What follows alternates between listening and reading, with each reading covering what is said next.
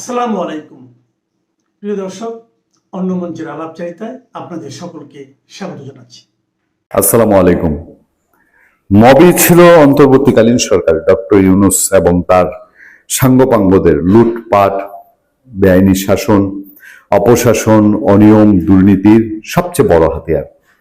বাংলাদেশের ক্ষমতা মেটিকুলাস ডিজাইনের মাধ্যমে আমেরিকার শেল্টারে দখল করে আমেরিকার কাছে একদিকে দেশ বিক্রি করে দেয়া আর অন্যদিকে দেশের ভেতর থেকে নিজেদের থাপিয়ে নিয়ে নিজেদের পকেট ভরার জন্য একমাত্র মবই ছিল শক্তি, জনগণ তাদের শক্তি ছিল না। যেই জনগণ, আমি গতকাল একটা আলোচনায় বলছিলাম যে এই যে তারেক রহমানের 10 দিন যাচ্ছে, এই তারেক রহমানের 10 দিনে আমরা খুব কাছে থেকে সরকার পরিচালনা বিভিন্ন ইস্যুগুলো দেখে বলতে পারছি যে হ্যাঁ, এই জিনিসগুলো অ্যাপ্রিসিয়েট করার। তারেক রহমান সেই বরিশালের আদালত ভাঙার এদেরকে অ্যারেস্ট করতে বলেছেন, তারেক রহমান একটা শিশুকে উদ্ধার করে দিয়েছেন, তারেক রহমান সেই 10টা গাছ কেটে ফেলা মিটামনের তার নিজের দলের পরীক্ষিত ত্যাগী নেতাকে জেলে ভরে দিয়েছেন। সেই গাছ কাটার লোকটাকে কিন্তু জেলে ধরা হয়েছে, বিএনপি নেতা, উপজেলা বিএনপির সভাপতি জেলে ভরা হয়েছে। আমরা বলতে পারছি যে এই ঘটনা ঘটছে। ডক্টর ইউনূসকে আমরা সময় দিব বলে আমরা 6টা মাসও সময় দিতে পারিনি, কারণ হচ্ছে আমরা শুরুতেই দেখেছি থেকে এপ্রিসিয়েট করার মতো কোনো জায়গা নেই। আর এরপরে সেই নোরাল পাগলার মাজারের মরদেহ তুলে পুড়িয়ে ফেলা থেকে শুরু করে বাংলাদেশে শত শত মাজার ধ্বংস করা, শত হাজার হাজার নিরীহ মানুষকে আমি এমনও ঘটনা দেখেছি যে ঢাকায় এদের মপকারীরা, এগুলো সব উপদেষ্টা জানতো, ডক্টর ইউনূস জানতো, উত্তরায় গিয়ে হঠাৎ কোনো রাজনীতির সঙ্গে নাই, কোনো কিছুর সঙ্গে সম্পৃক্ত না, একটা পরিবারকে গিয়ে হানা দিয়েছে। হানা দিয়ে বলেছে, এই তুই ফেসিবাদের দালাল, আজকে 50 লাখ টাকা দিবি। 50 লাখ টাকা দেয়নি বলে ওই পরিবারের দুজন কিশোরীকে তাদের সম্ভ্রম হারাতে হয়েছে এবং তাদেরকে চরম হেনস্থা করা হয়েছে। মাসের পর মাস কারাবন্দি করে রাখা হয়েছে। স্বামীকে, স্ত্রীকে অনৈতিক প্রস্তাব দেওয়া হয়েছে সেই স্বামীকে মুক্ত করে দিবে বলে। এই সব অনাচার অবিচারের সাথে এই সরকার সাংঘাতিকভাবে জড়িত ছিল। শেষ মুহূর্ত পর্যন্ত, ক্ষমতায় যতদিন ছিল শেষ বিন্দু পর্যন্ত তারা মবকে টিকিয়ে রেখেছে, ইনিয়ে বেনিয়ে তাদের লোকজন। এই যে আইসিটি তাজুল চিফ প্রসিকিউটর ছিল, এই তাজুল থেকে শুরু করে এই শফিকুল আলম প্রেস সেক্রেটারি, এরা প্রত্যেকটা লোক মবকে তারা জাস্টিফাই করেছে। আমি এই অদ্ভুত লোকটাকে দেখলাম, আমি জানি না তার মানসিক অবস্থা এখন কি আছে। এই অদ্ভুত লোকটাকে দেখলাম, সে রাষ্ট্রপতির ছবি নামানো হয়েছে, রাষ্ট্রপতিকে অপমান অপদস্থ করা হয়েছে, একটা পডকাস্টে কথা বলছে, সেখানে বলছে যা হয়েছে সে সময় সব আইনের মধ্যে হয়েছে। আবার যখন বলা হচ্ছে যে রাষ্ট্রপতির ছবি নামিয়ে ফেলা এটাকে আইনের মধ্যে করা হয়েছে, আমি তো বলছি যা হয়েছে তখন সব আইনের মধ্যে হয়েছে। বাংলাদেশের আইন সংবিধানকে বৃদ্ধাঙ্গুলি দেখিয়ে এই লোকগুলো এই বাংলাদেশটাকে ছারখার করেছে, তছনছ করেছে। সেই লোকগুলো আমরা বারবার বলছিলাম, আজকে তোমরা মবকে এইভাবে প্রশ্রয় দিচ্ছ, তোমরা মব দিয়ে অন্যের ক্ষতি করছো, এই মব একদিন না একদিন তোমাদের কাল হয়ে ফিরে আসে কিনা। আজকে দেখেন আমাদের হাতে যে রিপোর্ট, এবার সেই মব সহিংসতার আতঙ্কে আছেন সাবেক অন্তর্বর্তী সরকারের কয়েক উপদেষ্টা সহ ওই সরকারের আমলে শীর্ষ পদে দায়িত্ব পালন করা ব্যক্তিরা। অন্তর্বর্তী সরকারের আমলের কালের কণ্ঠ রিপোর্ট করেছে, আরো বিভিন্ন জায়গায় রিপোর্ট হয়েছে এটা নিয়ে। অন্তর্বর্তী সরকারের আমলের তুলনায় বর্তমানে আইন শৃঙ্খলা পরিস্থিতি উন্নতি হলেও সাবেক কয়েক উপদেষ্টা মনে করছেন তারা জনরোষের কবলে পড়তে পারেন। ওই যে পাপের ভয়, পাপের মাত্রা এত বড় করে ফেলেছে, সেই পাপের ভয়ে এখন ইঁদুরের গর্তে লুকিয়ে থেকেও বাঁচা মুশকিল হয়ে যাচ্ছে। এই আতঙ্কে তারা আপাতত সরকারি বাসভবন ছাড়তে অনীহা প্রকাশ করেছেন। সরকারি বাসভবনে নিরাপত্তা বেশি থাকায় তারা সেখান থেকে যেতে চাচ্ছেন, তারা সেখানে থেকে যেতে চাচ্ছেন। বোধহয় আইনটা করতে ভুলে গেছে যে এই উপদেষ্টারা সবাই ক্ষমতার পরে বাংলাদেশের সরকারি বাসভবনে থাকবে, মানে এটার কুলায় ওঠে নাই তাদের সাহসে। তবে বিগত অন্তর্বর্তী সরকারের উপদেষ্টাদের সরকারি বাসভবনে বেশি দিন রাখতে চাইছে না গৃহায়ন ও গণপূর্ত মন্ত্রণালয়। চলতি মাসের মধ্যেই তাদের বাড়ি ছেড়ে দেওয়ার ইঙ্গিত দেওয়া হয়েছে। এরপরও যদি কোনো বিশেষ অসুবিধা হয় তাহলে সর্বোচ্চ তাকে 1 থেকে 2 মাস সময় দেওয়া হবে। তবে মার্চ বা এপ্রিল মাসে কেউ সরকারি বাসা ব্যবহার করলে তাকে সরকার নির্ধারিত ভাড়া পরিশোধ করতে হবে। সাবেক ভাড়া পরিশোধ করে যাবে, এদের তো টাকার অভাব নেই, এদের ঘাড় ধরে বের করে দিবে কি গিয়ে সরকার। এটা সরকারের জন্য একটা মানে এরা যে ছেঁচড়া দেখেন না, ওই যে দড়ি ধরে মারো টান রাজা হবে খান খান। ভুলে যাবে বাংলাদেশের মানুষ যে অন্যায় অবিচার করে গেছে এই দেশের উপর দিয়ে, এই দেশকে, এই দেশ মাতাকে যেভাবে কাঁদিয়ে রেখে গেছে। সাবেক এক উপদেষ্টা নাম প্রকাশ না করার শর্তে বুধবার রাতে বলেন, রাজনৈতিক পট পরিবর্তনের পর বাংলাদেশের প্রতিষ্ঠাতা রাষ্ট্রপতি বঙ্গবন্ধু শেখ মুজিবুর রহমানের স্মৃতি বিজড়িত ধানমন্ডি ৩২ নম্বরের ভবন ভাঙচুর, আওয়ামী লীগের নেতাদের বাড়িতে হামলা, তাদের বিরুদ্ধে গণহারে হয়রানিমূলক মামলা দায়ের ও গ্রেফতার অভিযান, সারা দেশে সুফি মাজার ভাঙচুর, ২৪শে আন্দোলনের সমন্বয়কদের চাঁদাবাজি, সাবেক অনেক উপদেষ্টার দুর্নীতি ইত্যাদি কারণে জনগণের ক্ষোভ আছে অন্তর্বর্তী সরকারের বিরুদ্ধে। টের পাচ্ছে, হারে হারে টের পাচ্ছে। কিন্তু এসব ব্যর্থতার জন্য সব উপদেষ্টা সমানভাবে দায়ী না হলেও এখন বিষয়গুলো দুশ্চিন্তার কারণ হয়ে দাঁড়িয়েছে। আবাসন পরিদপ্তরের পরিচালক মোহাম্মদ আসাদুজ্জামান তিনি বলছেন গণমাধ্যমকে, সরকারি কর্মকর্তাদের আবাসনের যেমন নীতিমালা আছে, সাবেক উপদেষ্টাদের ক্ষেত্রে সেরকম নীতিমালা নেই। তারা কোনো পেনশন সুবিধাও পান না, এজন্য তাদের বিষয়টি অবহিত করা হয়েছে। আশা করা যায় তারা সবাই চলতি মাসের মধ্যেই বাসা ছেড়ে দেবেন। তিনি আরো বলেন, কারো বিশেষ প্রয়োজন হলে হয়তো 1 মাস সময় নেবেন। যেহেতু ফেব্রুয়ারি মাসে নির্বাচন হয়েছে, এই মাসের ভাড়া তাদের কাছ থেকে নেওয়া হবে না। তথ্য মতে সাবেক অন্তর্বর্তী সরকারের প্রধান উপদেষ্টা ডক্টর মোহাম্মদ ইউনূস চলতি ফেব্রুয়ারির মধ্যেই রাষ্ট্রীয় অতিথি ভবন যমুনা ছেড়ে যাবেন। আনিসা আলমগীরের যদি কথা ঠিক থাকে তাহলে ওই যে আনিসা আলমগীর বলেছিলেন না, ইউনূসের বাড়ি ঘর কি বাংলাদেশের মানুষ চেনে না, গ্রামীণ ব্যাংকের অফিসগুলো বাংলাদেশের মানুষ চেনে না। বিশেষ বিশেষ গোয়েন্দা সূত্র পাওয়া যাচ্ছে, গোয়েন্দা সংস্থার কাছে রিপোর্ট চলে গেছে যে আগামী সপ্তাহে কোনো না কোনো একটা বোধহয় তেলিসমাতি গ্রামীণ ব্যাংক সংক্রান্ত হতে পারে। যমুনা ছেড়ে তিনি গুলশানে বাসভবনে উঠবেন। জানা গেছে তারেক রহমানের সরকারের মন্ত্রী, প্রতিমন্ত্রী, উপদেষ্টার জন্য মিন্টু রোড ও হেয়ার রোডের 24টি বাংলো বাড়ি ও 11টি অ্যাপার্টমেন্ট রয়েছে। এর বাইরে বিরোধীরা দেখা যায়।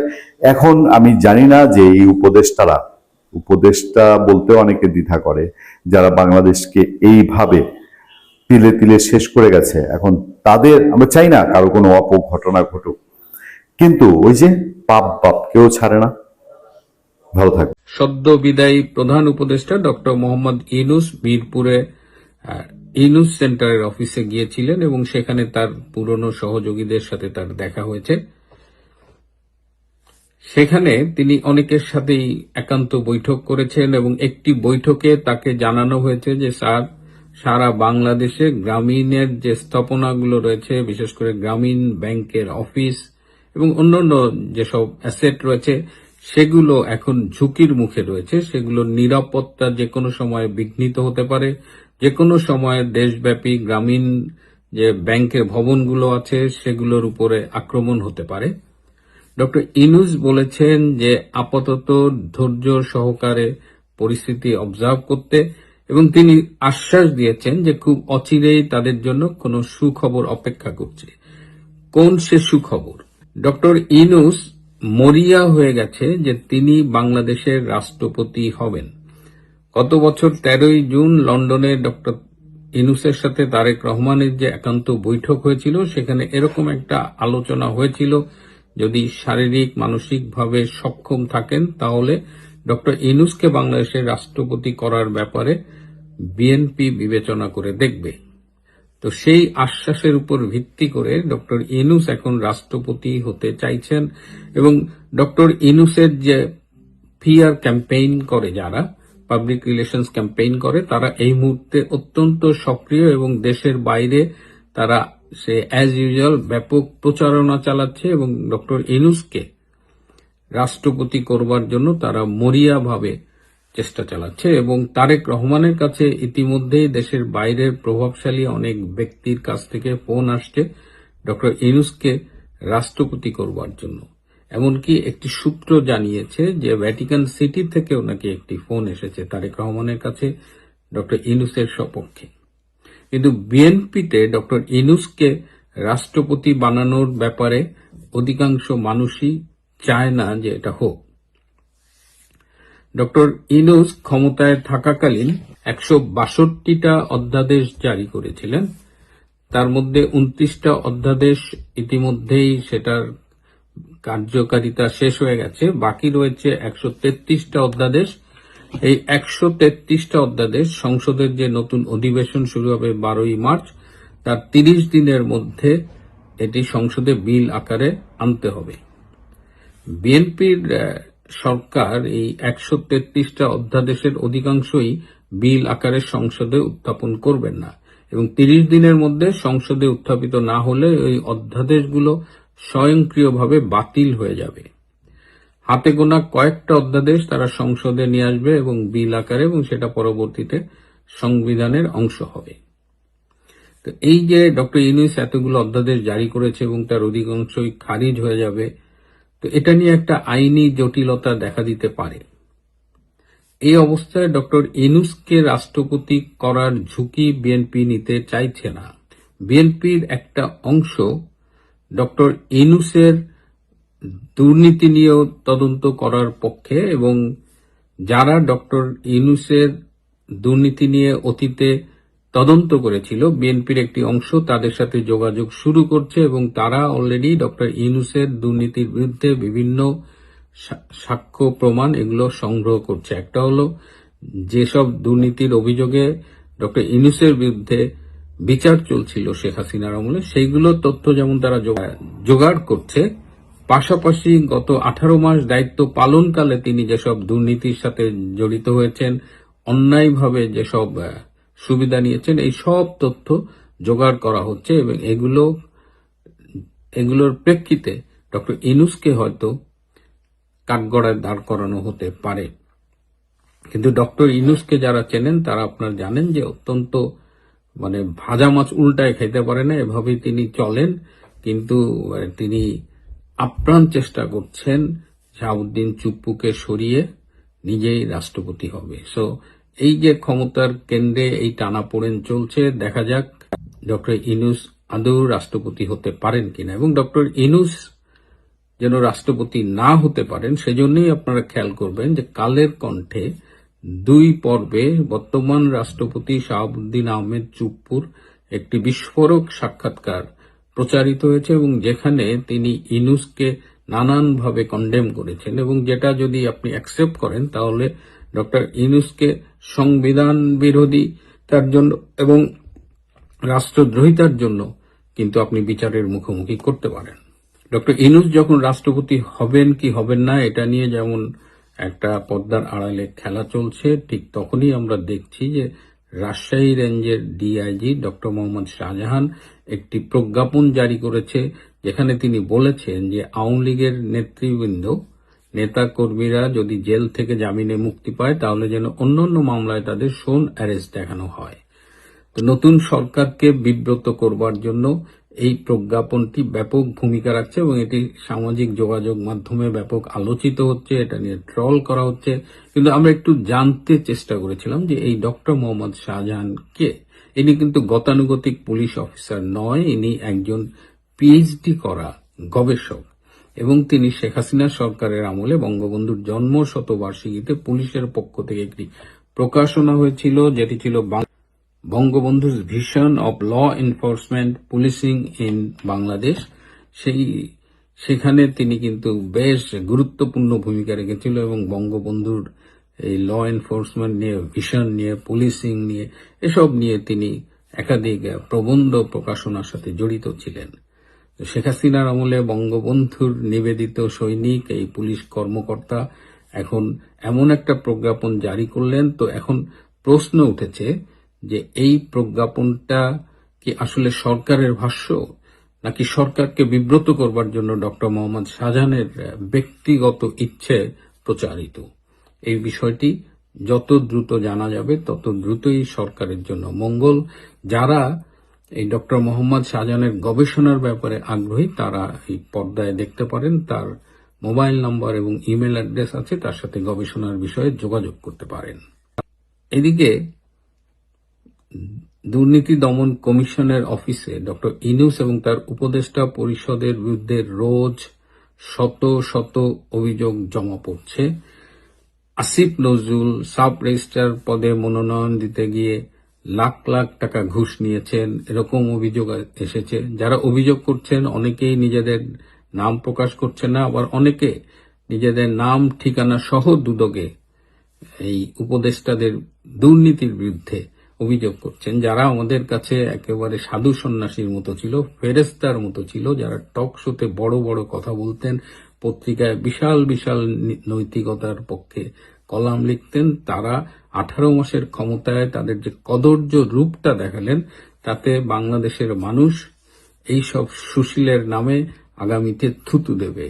এবং যারা একটু বুদ্ধিজীবী, বুদ্ধিভিত্তিক কাজকর্ম করবে, তাদের জন্য কিন্তু এটা একটা খুব অশনি সংকেত হয়ে দাঁড়ালো। এখন দুদক এখন এই অভিযোগগুলো নিয়ে কি করবে জানি না, তবে দুদকের বর্তমান চেয়ারম্যান যিনি, যাকে ডক্টর ইউনূস নিয়ে এসেছিলেন, ডক্টর মোমেন, এই ডক্টর মোমেন কিন্তু 2007 সালে বিমানের সম্ভবত এমডি ছিলেন, এবং তখন দুর্নীতির দায়ে তাকে 111-এর সরকার দায়িত্ব থেকে সরিয়ে দিয়েছিল।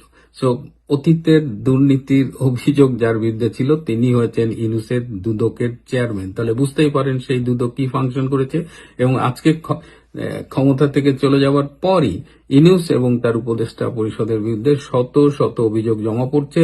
এবং আমরা কাউকে কাউকে বলতে শুনছি যে গিনিজ ওয়ার্ল্ড রেকর্ড বুক যারা মেনটেন করে, তাদের প্রতিনিধিরা নাকি দুদক অফিসে এসে বসে আছে আরেকটা নতুন রেকর্ড নথিবদ্ধ করবার জন্য। কারণ এর আগে ক্ষমতা থেকে চলে যাবার অব্যবহিত পরে এত শত সহস্র অভিযোগ কোন সরকারের বিরুদ্ধে জমা পড়েনি।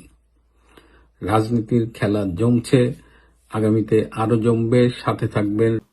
আজকে রাত্রিরে খলিলুর রহমান প্লেন ধরছেন, আজ রাতে ভারতে থাকবেন, তারপর সকালবেলাতে উনি ওনার যথারীতি কাজকর্ম শুরু করবেন। এখন খলিলুর রহমান, তাকে যেটা বলা হয়েছে যে আপনি প্রথম দুটো পয়েন্ট, 10টা পয়েন্টের প্রথম দুটো পয়েন্ট আপনি বাদ দিয়ে 3 নম্বর পয়েন্ট যেটা, সেটা নিয়ে আপনি আলোচনার জন্য আমাদের অবগত করার জন্য আনছে। সেটা হচ্ছে চীনের সঙ্গে এবং পাকিস্তানের সঙ্গে আপনারা যে দূরত্ব বাড়ানোর যে প্রক্রিয়া, সেইটা সম্পর্কে আপনারা জানাচ্ছেন। কিন্তু 1 নম্বর পয়েন্টে যেটা আছে সেটা হচ্ছে শেখ হাসিনার বিরুদ্ধে সমস্ত মামলা তুলে নিতে হবে। আইসিটি দিয়ে মামলা করা হয়েছে। এবং 2, তাকে রাজনৈতিক কর্মকাণ্ড চালানোর জন্য প্রতিকূল পরিবেশের সৃষ্টি করে দিতে হবে। এই দুটো জিনিস আগে আপনাকে লিখিতভাবে সরকারের পক্ষ থেকে নিয়ে আসতে হবে অ্যাজ আপনার ফরেন মিনিস্টার। আপনি তো পররাষ্ট্রমন্ত্রী, তার মানে ফরেন মিনিস্টার। আপনি যখন এখন বিএনপির ফরেন মিনিস্টার, তাহলে ফরেন মিনিস্টারের দায়িত্ব হচ্ছে এইগুলোকে সরকার টু সরকার জানানো। অতএব এই দায়িত্বটা আপনার ওপরেই পড়েছে। এবার কালকে খলিলুর রহমান বৈঠকের পর, কাল পরশু বৈঠকের পর কি দস্তাবেজ উনি দেন এবং কি আলোচনার হয়, তারপরে আমি শেখ হাসিনার প্রত্যাবর্তন, আওয়ামী লীগ নেতাদের প্রত্যাবর্তন নিয়ে তখন কথা বলবো। তার আগে কথা বলবো না, আমি ঠিক করে নিয়েছি। কারণ সলিড তথ্য যদি আমার কাছে না থাকে, তাহলে পরে আমি কাগজ দেখে বলি, তাতেই আমায় দেখে দেয় গুজববাজ বলে। কাগজ ছাড়া বললে পরে তো আরো মুশকিল। এখন দুটো খবর আপনাদের আগাম দিয়ে রেখে দিই, পরে বিস্তারিত বলবো।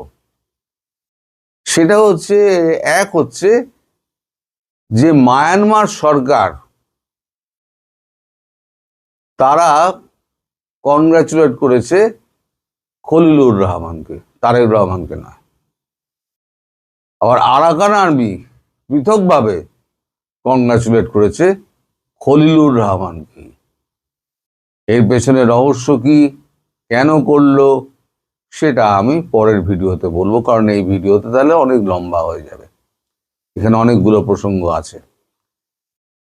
দ্বিতীয় হচ্ছে, এই যত পুলিশ মারা হয়েছে না, যেটা নিয়ে এত কথাবার্তা হচ্ছে, 27 জন সমন্বয়কের বিরুদ্ধে মামলার প্রস্তুতি নিচ্ছে তারেক জিয়ার সরকার, তারেক রহমানের সরকার বলা যায়।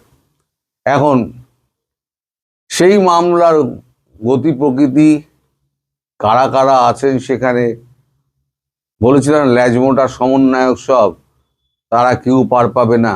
পরবর্তী যে সরকারি এসে বসুক, সে হাসিনা সরকারি বসুক বা অন্য যে কোনো সরকার এসে বসুক, ভারতবর্ষ ছাড়বে না, এদের কাউকে ছাড়বে না, কারোর রেহাই নেই। আমি কিন্তু বরাবর বলে গেছি। তখন আপনারা নানান কথা লিখেছেন, আমি আজকাল আপনাদের কথা কানে দিই না। কারণ আপনাদের প্রধানমন্ত্রী একটা কথা আমাকে বলেছেন, শোনো, যে গাছে ফল ধরবো সেই গাছেই লোকে ঢিল মারবো, সুতরাং ওই সবে কান দিও না, তুমি তোমার কাজ করে যাও। তাহলে আমি আমার কাজ করে যাচ্ছি। এবার আর একটা খবর আপনাদের দিই, এই দুটো খবর তারপরে বিস্তারিতভাবে আমি দেব। একটা হচ্ছে সমন্বয়ক 27 জন কারা এবং তাদের বিরুদ্ধে কি কি মামলা হতে যাচ্ছে, আর খলিলুর রহমানকে কেন মায়ানমার সরকার এবং ওই আমরা আরাকান আর্মি কনগ্রাচুলেট করলো, তার পেছনের কাহিনীটা বলবো পরবর্তী ভিডিওতে। আজকে আমি এখন আলোচনা করব, সেটা হচ্ছে একদিন ধরে পাকিস্তানকে খুশি করছিলেন ডোনাল্ড ট্রাম্প, এবার তার ভারতকে খুশি করার পালা। ভারতকে খুশি করতে গিয়ে তিনি এমন একটা বোমা ফাটিয়েছেন যে পাকিস্তান প্রায় রসাতলে যাওয়ার জোগাড়। সেটা আবার আমাদের কাগজেই বেরিয়েছে। এই দেখুন আজকের কাগজ। আজকের কাগজ হচ্ছে 26শে ফেব্রুয়ারি, ভালো করে দেখে নিন। 26শে ফেব্রুয়ারি, আনন্দবাজার পত্রিকা। তলায় কি লেখা আছে? ট্রাম্পের নতুন দাবিতে পাকিস্তানের অস্বস্তি। দেখে নিন ভালো করে। ট্রাম্পের নতুন দাবিতে পাকিস্তানের অস্বস্তি। এখন ট্রাম্প দাবি করেছেন কি? ট্রাম্প অদ্ভুত রকম দাবি করেছেন। অন্তত 80 বার তো ভারতের ফেলেছেন, মানে বিমান ফেলেছেন, ভারতের যুদ্ধ থামিয়েছেন। 80 বার বলেছিলেন অন্তত উনি, আর 11টা প্লেন পড়েছে সেটাও উনি বলেছেন। এইবারে যেটা উনি দাবি করেছেন সেটা নতুন, সেটা হচ্ছে ওয়াশিংটন ডিসি 25শে ফেব্রুয়ারি তার হস্তক্ষেপেই যে ভারত এবং পাকিস্তানের সংঘর্ষে বিরতি টেনেছিল, এই দাবি অন্তত 80 বার করেছেন আমেরিকার প্রেসিডেন্ট ডোনাল্ড ট্রাম্প। এবার তিনি বললেন পাকিস্তানের প্রধানমন্ত্রী শাহবাজ শরীফ এই ব্যাপারে তাকে ধন্যবাদ জানিয়ে বলেছিলেন আমেরিকা হস্তক্ষেপ না করলে অন্তত 3.5 কোটি মানুষের মৃত্যু হতো। ভাবুন, ট্রাম্পের যুদ্ধ থামানোর দাবি অতীতে বারবার খারিজ করেছে ভারত, যদিও শরীফ আমেরিকার প্রেসিডেন্টকে প্রকাশ্যে যুদ্ধ থামানোর কৃতিত্ব দিয়েছেন। ফলে ট্রাম্পের আজকের দাবিতে শরীফেরই মানে পাকিস্তানের প্রধানমন্ত্রী শরীফেরই মুখ পুড়ল বলে মনে করছেন আন্তর্জাতিক রাজনীতির বিশেষজ্ঞরা। তাদের ব্যাখ্যা, 4 দিনের অপারেশন সিঁদুরে ভারত ঠিক কতটা এগিয়েছিল তা ট্রাম্পের কথাতে পরিষ্কার হয়ে গিয়েছে। দ্বিতীয়বার প্রেসিডেন্ট হওয়ার পরে 1 বছর পূর্ণ করেছেন ট্রাম্প। সেই উপলক্ষে সে দেশের কংগ্রেসের বক্তৃতা দিচ্ছেন তিনি। সেখানে তার দাবি, এই 1 বছরে তিনি 8টি যুদ্ধ থামিয়েছেন। ভারত পাকিস্তান ছাড়াও এই তালিকায় রয়েছে ইসরায়েল হামাস, ইসরায়েল ইরান, মিশর ইথিওপিয়া, সার্বিয়া কসাভো, রোয়ান্ডা গণপ্রজাতন্ত্রী কঙ্গো, আর্মেনিয়া আজারবাইজান এবং কম্বোডিয়া থাইল্যান্ড। কোনোটাই আদতে কিছু হয়নি। ভালো। ট্রাম্প বলেন, দেশে ও বিদেশে আমেরিকানদের নিরাপত্তা ফিরিয়ে আনার ব্যাপারে আমরা গর্বের সাথে কাজ করেছি। প্রথম 10 মাসে 8টি যুদ্ধ থামিয়েছি আমি। পাকিস্তানে ভারতের মধ্যে পরমাণু যুদ্ধ হতে পারত। পাকিস্তানের প্রধানমন্ত্রী আমায় বলেছেন আমি হস্তক্ষেপ না করলে 3.5 কোটি মানুষ মারা যেত। রাশিয়া ইউক্রেন যুদ্ধ প্রসঙ্গে ট্রাম্প বলেন, প্রথম যুদ্ধটি থামানোর জন্য আমার প্রশাসন কাজ করে চলেছে। রাশিয়া এবং ইউক্রেনের মধ্যে হত্যাকাণ্ড চলছে। এই সময় প্রেসিডেন্ট থাকলে এই যুদ্ধ হতোই না। মানে যখন এর আমলের কথা বলছেন উনি, বাইডেনের আমলের কথা বলছেন। ট্রাম্প এদিন দ্বিতীয় বিশ্বযুদ্ধের এক প্রবীণ সেনাকে সম্মানিত করেছেন, বলেছেন আমি সবসময় রাষ্ট্রীয় সম্মান চেয়েছি, কিন্তু আমাকে জানানো হয়েছে আমি নিজেকে তা জানাতে পারিনি। এখানটা কি লিখেছে আমি বুঝতে পারছি না, এখানটা লেখাটা ভুল হয়েছে। কিন্তু আমাকে জানানো হয়েছি আমি নিজেকে তা দিতে পারি না। মানে কি বলতে চেয়েছে কাগজ আমি ধরতে পারছি না। গত 10 বছরে গত 10 মে অপারেশন সিঁদুরের 4 দিনের মাথায় সমাজ মাধ্যমে ট্রাম্প ঘোষণা করেছিলেন ভারত এবং পাকিস্তান সংঘর্ষ বিরতিতে সম্মত হয়েছে। তা সম্মত হয়েছে আমেরিকার মধ্যস্থায়। তিনি আরও দাবি করেন দুই দেশের উপরে 200% আমদানির শুল্ক চাপানোর হুঁশিয়ারি দিয়েছিলেন তিনি, তাতেই যুদ্ধ থামে।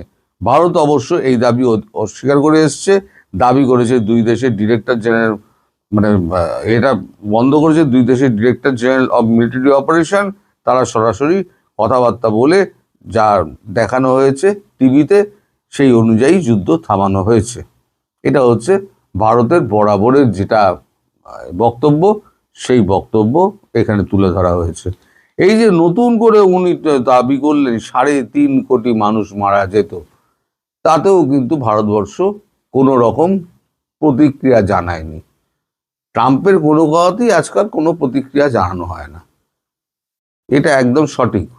ট্রাম্প যা বলেন তার উল্টো তিনি করেন, আর যা করেন সেটা উনি বলেন না।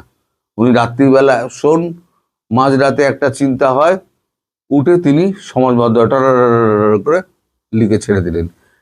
তার যে প্রতিফলন কিভাবে সারা বিশ্বে পড়তে পারে, তিনি মানে বিশ্বের সব থেকে বড় শক্তিশালী রাষ্ট্রের একজন প্রধান, তার একটা বক্তব্য কোথায় গিয়ে যেতে পারে প্রতিক্রিয়া, সেটা উনি ভাবেন না। উনি বলে দেন, ওনার মতো করে বলে দেন। এবারও বলেছেন 3.5 কোটি মানুষ মারা যেত, কখনোই এটা সত্য নয়। যদিও ভারত মুখে কিছু বলবে না, কিন্তু আমরা জানি এটা ট্রাম্পের আর একটা গুল, সেটা হচ্ছে ভারতকে এখন একটু সন্তুষ্ট করার ব্যাপার আছে। ভারত এফটিএ ডিল এগিয়ে আসছে, আর এফটিএ যদি না হয় তাহলে পরে ভারতবর্ষ ট্রাম্পকে গভীর গাড্ডায় ফেলে দেবে। আর মোদিজি এটা নিয়ে কোনো কথা বলছেন না, ফলে এখন ট্রাম্প বাবু পড়েছেন মুশকিলে। তো প্রথম যেটা আমি বললাম আপনাদের যে খলিলুর রহমানের সঙ্গে কালকে পরশু 2 দিন মিটিং আছে, এই দুটো মিটিংয়ের পর কি পরিস্থিতি হয় এবং ওই 2 পয়েন্ট নাম্বার 1 পয়েন্ট নাম্বার 2 এই দুটো নিয়ে কি জবাব খলিলুর রহমান নিয়ে আসেন, তার ওপরে শেখ হাসিনার ফেরা না ফেরা নিষ্পত্তি হচ্ছে। তবে এটা নিশ্চিত জানুন যে ভারতবর্ষ তার সুরক্ষা নিশ্চিত না করে শেখ হাসিনাকে কখনোই বাংলাদেশে পাঠাবে না। 100% নিরাপত্তা নিশ্চিত করা হলে তারপরে উনি ফেরত পাঠাবেন। তার আগে যা ব্যবস্থা করার ব্যবস্থা হচ্ছে হোক না, সেগুলো হতে থাকুক, কিন্তু নিরাপত্তা নিশ্চিত করতে হবে এবং তার বিরুদ্ধে সমস্ত যত আইনি ব্যাপারগুলো আছে সেগুলোকে সরলীকরণ করতে হবে বা উঠিয়ে দিতে হবে। যে কোনো একটা, যদি আইসিটির যদি যে তাজুল ইসলাম তাকেই যদি সরিয়ে দেয়, চিফ প্রসিকিউটর যিনি প্রথমেই মামলাটা করেছেন, তাকেই যদি অবৈধ ঘোষণা করে সরিয়ে দেওয়া হয়, তাহলে মামলা থাকেটা কি? 12 তারিখ আপনাদের সংসদ বসছে, সেই সংসদে এটা যদি উত্থাপন না হয় তাহলে অলরেডি এটা বাতিলই হয়ে যাবে। এখন সেই দিকেই যাচ্ছে ব্যাপারটা, দেখা যাক, হয়তো সেই উত্তরটাই হয়তো উনি নিয়ে আসবেন, এটা আমার মনে হয়, ব্যক্তিগতভাবে আমার মনে হয়। তবে ট্রাম্পের যে খবরটা আমি বললাম সেটা কিন্তু এই আমি কাগজ দেখে বললাম ভাই, এই কাগজ দেখে বললাম, যেটা আপনাদের দেখালাম। আমাকে আবার গুজববাজ বলবেন না, গুজববাজ যদি বলেন তাহলে এই ডোনাল্ড ট্রাম্পকে বলবেন, তিনি যেটা বলেছেন 1,70,00,000 3 কোটি 3.5 কোটি লোক মানুষ মারা যেত। আমায় বলবেন না ভাই, আমি আগে থেকে বলে দিচ্ছি, হাত তুলে দিচ্ছি ভাই, আমায় বলবেন না। এই কালাভাড়া আমার ভাবির পোলা পুলিশের দৌড়ানি খাবে, তার ব্যবহার গুলো দেখেছেন? তার পুলিশকে পাশে বসে এমন ভাবে কথা বলতেছে, মুই কি হুনুরে, মনে হয় যে ডোনাল্ড ট্রাম্প চলে আসছে অথবা রাশিয়ার পুতিন চলে আসছে, এমন ভাবে কথা বলতেছে। দেখেন না এদের কি পরিণতি হয়। এটা একটা ভালো দিক। এটা যেমন খারাপ দিক যে সে সেখানে গিয়ে মব সন্ত্রাস করেছে, মব ভায়োলেন্স করেছে। ভালো দিক হলো তাকে গ্রেপ্তার করা হয়েছে। আমি সেই জন্য কিন্তু বলেছিলাম যে অনির্বাচিত ভালো সরকারের চাইতে নির্বাচিত নিকৃষ্ট সরকারটা ভালো। তারেক রহমানের সরকার যদি বাংলাদেশের ইতিহাসে সবচেয়ে নিকৃষ্ট নির্বাচিত সরকারও হয়, তবে ইউনূস সরকারের চেয়ে ভালো। সেই জন্যই কিন্তু এই মব ভায়োলেন্স করার সাথে সাথেই বিএনপি গ্রেপ্তার করতে বাধ্য হয়েছে। তার কিন্তু ইচ্ছা নাই তাকে গ্রেপ্তার করার, বাধ্য। প্রচার না হলে এটা গ্রেপ্তার করতো না, কিন্তু ভিডিও চলে এসেছে তাই গ্রেপ্তার করতে বাধ্য হয়েছে। এখন তাকে ছেড়ে দিবে না রাখবে সেটা পরে, অন্তত গ্রেপ্তার করেছে। এটা কিন্তু একটা পজিটিভ দিক। এত সহজ না। আমার ভাবির পোলাদের বিরাট ক্ষমতা, আঙ্গুল ইশারায় নবী রাসূলরা আঙ্গুলের ইশারায় চাঁদ আলাদা করে ফেলতো, 2 ভাগ করতো নাকি শুনেছি। এখন আবার এরা বাংলাদেশকে 2 ভাগ করতে চায়। মান্ডা খালে নামাবে কিছুদিন পরেই। আমার ভাবির পোলাদের কুমিল্লা থেকে ঢাকায় আসার পথে কি নদী জানা, সেগুলো ডাকাতিয়া নদী বলেন, আর ওই যে মেঘনা নদী বলেন, ওখানে শোয়াবে না, মান্ডা খালে শোয়াবে।